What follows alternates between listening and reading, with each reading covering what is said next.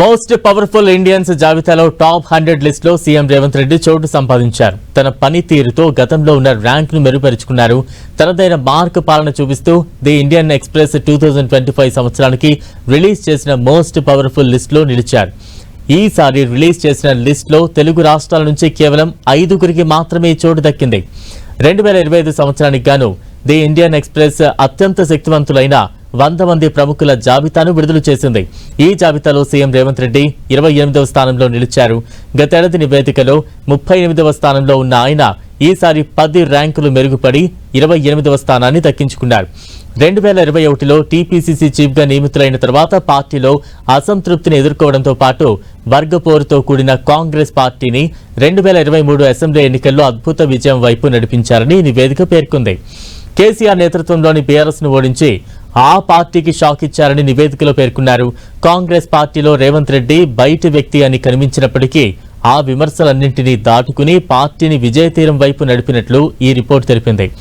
6 గ్యారంటీల హామీ అమలు ఆయన ముందున్న ప్రధానమైన సవాలు అని స్పష్టం చేసింది. అలాగే యాక్టివ్ అవుతున్న బీజేపీని ఎదుర్కోవడం ఆయనకు సవాలు అని, రాబోయే స్థానిక సంస్థల ఎన్నికల్లో తన పార్టీని గెలిపించుకోవాల్సి ఉందని ఈ నివేదిక స్పష్టం చేసింది. ఒక ప్రాంతీయ నాయకుడిగానే కాకుండా దేశంలోనే అత్యంత శక్తివంతమైన చురుకైన ముఖ్యమంత్రుల్లో ఒకరిగా సీఎం రేవంత్ రెడ్డిని అభివర్ణించారు.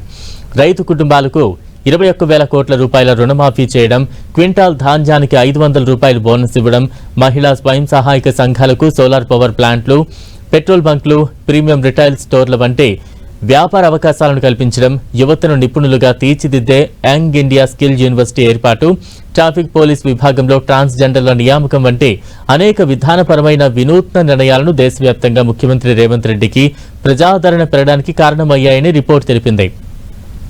నియోజకవర్గాల పునర్విభజనపై చెన్నై సదస్సులో ముఖ్యమంత్రి రేవంత్ రెడ్డి వ్యక్తం చేసిన దృఢమైన అభిప్రాయాలు కూడా ఆయనకు జాతీయ స్థాయిలో ప్రాధాన్యత దక్కేలా చేశాయి. భారతీయ శక్తివంతులైన జాబితాలో ముఖ్యమంత్రి రేవంత్ రెడ్డికి చోటు లభించడం భారత రాజకీయాల్లో కీలక మార్పునకు సంకేతమని పలువురు రాజకీయ విశ్లేషకులు అభిప్రాయపడ్డారు. ప్రాంతీయ నేతలు ఇప్పుడు జాతీయ విధానాల రూపకల్పనలో మరింత ప్రభావం చూపుతున్నారనడానికి ఇదే నిదర్శనమని వారు పేర్కొన్నారు.